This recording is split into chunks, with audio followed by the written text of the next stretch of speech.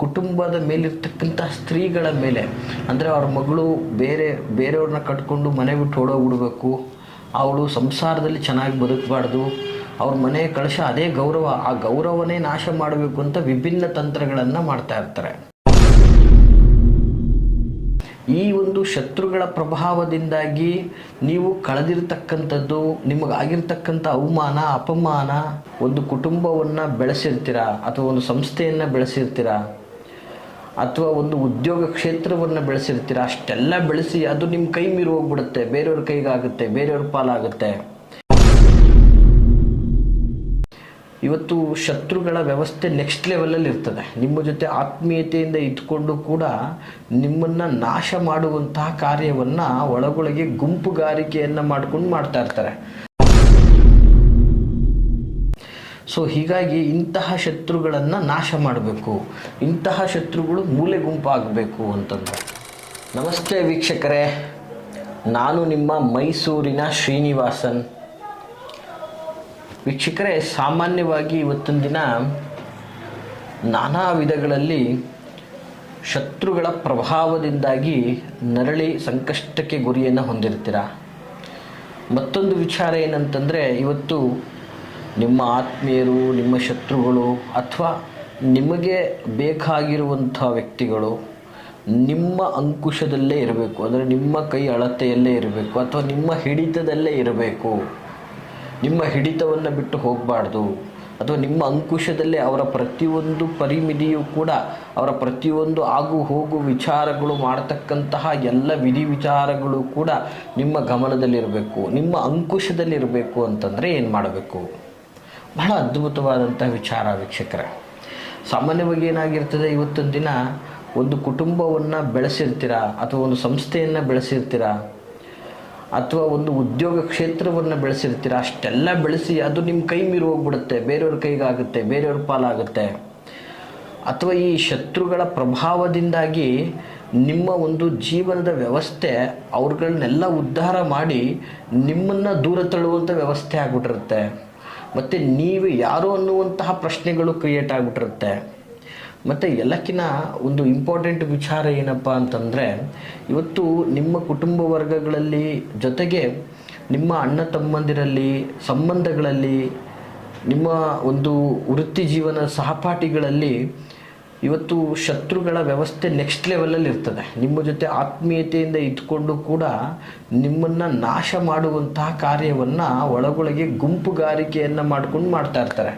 ಅಂತಹ ಗುಂಪುಗಾರಿಕೆಯ ಶತ್ರುಗಳು ಎಲ್ಲರೂ ಕೂಡ ನಿಮ್ಮ ಒಂದು ಅಂಕುಶದಲ್ಲಿರಬೇಕು ಅಥವಾ ಅಂಥವರೆಲ್ಲ ಮೂಲೆ ಗುಂಪಾಗೋಗ್ಬಿಡಬೇಕು, ನಿಮ್ಮ ಕಣ್ಣೆದುರುಗಡೆ ಬರಬಾರ್ದು, ಮೂಲೆ ಗುಂಪಾಗೋಗ್ಬಿಡಬೇಕು.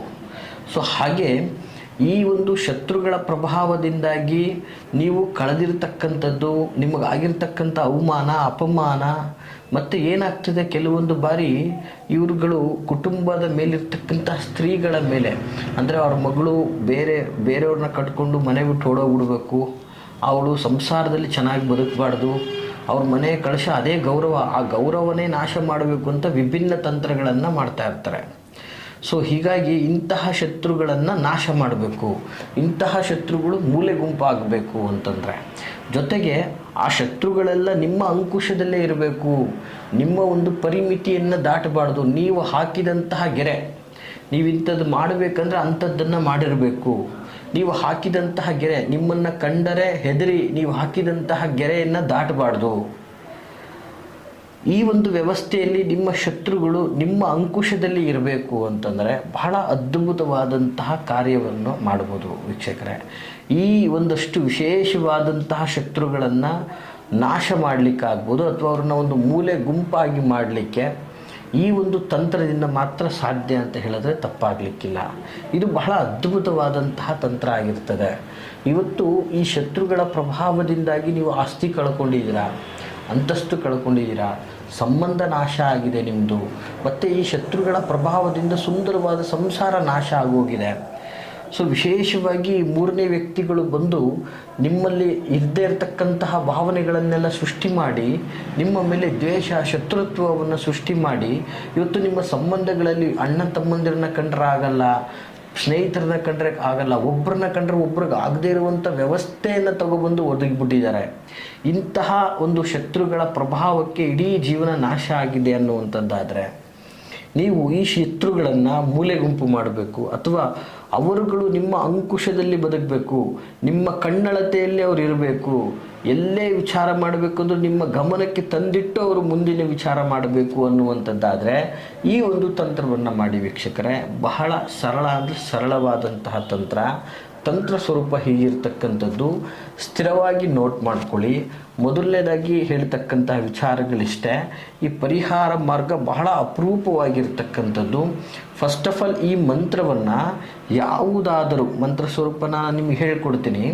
ಯಾವುದಾದರೂ ಹಕ್ಕಿ, ಯಾವುದಾದ್ರೂ ಪಕ್ಷಿಯ ರಕ್ತದಿಂದ ವಿಶೇಷವಾಗಿ ಮಾವಿನ ಎಲೆಯ ಮೇಲೆ ನಿಮ್ಮ ಒಂದು ಶತ್ರುವಿನ ಹೆಸರನ್ನು ಬರಿಬೇಕಾಗ್ತದೆ. ಮಾವಿನ ಎಲೆಗಳು ಸಾಮಾನ್ಯವಾಗಿ ಎಲ್ಲ ಕಡೆ ಸಿಗ್ತದೆ. ಮಾವಿನ ಎಲೆ ಮೇಲೆ ನಿಮ್ಮ ಶತ್ರುವಿನ ಹೆಸರನ್ನು ಬರೆದು ನಂತರ ಒಂದು ವಸ್ತ್ರದಲ್ಲಿ ನನ್ನ ಪ್ರಕಾರ ನಿಮ್ಮ ಶತ್ರುವಿನ ವಸ್ತುವೇ ಅಥವಾ ವಸ್ತ್ರನೇ ಸಿಕ್ಕರೆ ಇನ್ನೂ ಒಳ್ಳೆಯದು. ಅವ್ರು ಯೂಸ್ ಮಾಡಿರ್ತಕ್ಕಂತಹ ಬಟ್ಟೆ ಸಿಕ್ಕಿದ್ರೆ ಒಳ್ಳೆಯದು. ಅದರಲ್ಲಿ ಆ ಒಂದು ಎಲೆಯನ್ನು ಗಂಟು ಕಟ್ಟಿ ಶತ್ರುವಿನ ಮನೆಯ ಅಂಗಳದಲ್ಲಿ, ವಿಶೇಷವಾಗಿ ಅವನ ಮನೆಯ ಮುಂದೆ ಅವನ ಅಂಗಳದಲ್ಲಿ ವಿಶೇಷವಾಗಿ ಬೇವಿನ ಎಲೆಗಳ ಜೊತೆಗೆ ಆ ನೆಲದಲ್ಲಿ ಹೂಳಿದ ನಂತರ 7 ಮೊಳೆಗಳು, ಸಾಮಾನ್ಯವಾಗಿ ಕಾಂಕ್ರೀಟ್ ನೇಲ್ಸ್ಗಳು ಬರ್ತದಲ್ಲ, ಆ 7 ಮೊಳೆಗಳನ್ನು ಅದರ ಮೇಲೆ ಹೊಡೆದು ಮಣ್ಣು ಮುಚ್ಚಿದ ನಂತರ ಮನೆಗೆ ಬಂದು ಸ್ನಾನವನ್ನು ಮಾಡಿ ನಿಮ್ಮ ಮನೆಯ ದೇವರಿಗೆ ದೀಪವನ್ನು ಹಚ್ಚಿ ಪ್ರಾರ್ಥಿಸಬೇಕು. ಇಷ್ಟು ಮಾಡಿದ್ರೆ ಸಾಕು ವೀಕ್ಷಕರೇ. ಆ ಎಲ್ಲ ರೀತಿಯಾದಂತಹ ಒಂದು ಶತ್ರುಗಳು ಮೂಲೆ ಗುಂಪಾಗ್ತಾರೆ. ಜೊತೆಗೆ ನಿಮ್ಮ ಅಂಕುಶದಲ್ಲಿರ್ತಾರೆ, ನಿಮ್ಮ ಹಿಡಿತದಲ್ಲಿರ್ತಾರೆ. ನೋಡಿ, ವಿಶೇಷವಾಗಿ ಆ ಮಾವಿನ ಎಲೆಯ ಮೇಲೆ ರಕ್ತದಿಂದ ಆ ಒಂದು ಶತ್ರುವಿನ ಹೆಸರನ್ನು ಬರೆಯೋದ್ರ ಜೊತೆಗೆ ಬರಿಬೇಕಾದರೆ ಈ ಒಂದು ಮಂತ್ರವನ್ನು ನೀವು ಪಠನೆ ಮಾಡಬೇಕಾಗ್ತದೆ. ಏನಪ್ಪ ಮಂತ್ರ ಅಂತಂದರೆ, ಓಂ ನಮಃ ಸರ್ವಕಾಲ ಸಂಹಾರಾಯ ಅಶಕ್ತ ಹಂ ಕ್ಲೀಂ ಫಟ್ ಕುರು ಸ್ವಾಹ ಸ್ವಾಹ ಸ್ವಾಹ. ಈ ರೀತಿಯಾಗಿ ಮತ್ತೊಂದು ಸಲ ಮಂತ್ರ ಸ್ವರೂಪವನ್ನು ಹೇಳ್ತಾ ಇದ್ದೀನಿ. ಓಂ ನಮಃ ಸರ್ವಕಾಲ ಸಂಹಾರಾಯ ಅಸಕ್ತ ಹಂ ಕ್ರೀಂ ಫಟ್ ಕುರು ಸ್ವಾಹ ಸ್ವಾಹ ಸ್ವಾಹ. ಇಷ್ಟೇ. ಈ ಮಂತ್ರವನ್ನು ಹೇಳಬೇಕಾಗ್ತದೆ ಶಕ್ತಿ ಅನುಸಾರವಾಗಿ. ಈ ಒಂದು ತಂತ್ರವನ್ನು ನೀವು ಮಾಡಿದ್ದೇ ಆದರೆ ನಿಮ್ಮ ಶತ್ರುಗಳು ನಿಮ್ಮ ಒಂದು ವಿರುದ್ಧವಾಗಿ ತುಟಿಕ್ ಪಿಟಿಕ್ ಅನ್ನೋದೇ ಮೂಲೆ ಗುಂಪಾಗಿ ಹೋಗ್ಬಿಡ್ತಾರೆ ಅವರು. ಜೊತೆಗೆ ವಿಶೇಷವಾಗಿ ಅವರು ನಿಮ್ಮ ಅಂಕುಶದಲ್ಲಿರುವಂಥ ವ್ಯವಸ್ಥೆ, ನಿಮ್ಮ ಒಂದು ಹಿಡಿತದಲ್ಲಿರ್ತಕ್ಕಂಥ ವ್ಯವಸ್ಥೆ ಆಗ್ತದೆ. ಇದರಿಂದ ನಿಮಗೆ ಶುಭವಾಗ್ತದೆ ಅಂತ ಹೇಳ್ಬೋದು ವೀಕ್ಷಕರೇ. ಯಾರಿಗೆಲ್ಲ ಈ ಮಾಹಿತಿ ಇಷ್ಟವಾಗಿದೆ ಲೈಕ್ ಮಾಡಿ. ಜೊತೆಗೆ ಯಾರು ಈ ಶತ್ರುಗಳ ಒಂದು ಹೊಡೆತ ತಡಿಲಾರದೆ ಸಂಕಷ್ಟವನ್ನು ಹೊಂದುತ್ತಾ ಇದ್ರೋ ಅವ್ರುಗಳಿಗೆಲ್ಲ ತಪ್ಪದೆ ಈ ಒಂದು ವಿಡಿಯೋನ ಶೇರ್ ಮಾಡಿ ಅಂತ ಹೇಳ್ತಾ, ಜೊತೆಗೆ ನೀವು ಮುಕ್ತವಾಗಿ ಮಾತಾಡಬೇಕು. ನಿಮ್ಮ ಶತ್ರುಗಳ ವಿಚಾರಕ್ಕೆ ಸಂಬಂಧಪಟ್ಟ ಹಾಗೆ ಕಠಿಣ ತೀರ್ಮಾನಗಳನ್ನು ತಗೊಂಡಿದ್ದೀವಿ ನಾವು, ಏನೋ ಒಂದು ವ್ಯವಸ್ಥೆ ಮಾಡಬೇಕು ಅನ್ನುವಂಥದ್ದಾದರೆ ವಿಡಿಯೋದಲ್ಲಿ ಕಾಣ್ತಾ ಇರತಕ್ಕಂತಹ ಸಂಖ್ಯೆಗೆ ನೇರವಾಗಿ ಕರೆ ಮಾಡಿ ನಮ್ಮನ್ನು ನೇರವಾಗಿಯೂ ಸಹ ಬಂದು ಭೇಟಿಯಾಗ್ಬೋದು ಅಂತ ಹೇಳಕ್ಕೆ ಇಷ್ಟಪಡ್ತೀನಿ ವೀಕ್ಷಕರೇ. ನಾವಿರುವಂತಹ ವಿಳಾಸ ಮೈಸೂರು ವಿಜಯನಗರ 2ನೇ ಹಂತ KD ಸರ್ಕಲಲ್ಲಿ ನಮ್ಮ ಕಚೇರಿ ಇರತಕ್ಕಂಥದ್ದು. ತಾವು ನೇರವಾಗಿಯೂ ಸಹ ಬಂದು ನನ್ನನ್ನು ಭೇಟಿಯಾಗ್ಬೋದು ಅಂತ ಹೇಳ್ತಾ ಎಲ್ರಿಗೂ ಶುಭವಾಗಲಿ. ನಮಸ್ಕಾರ.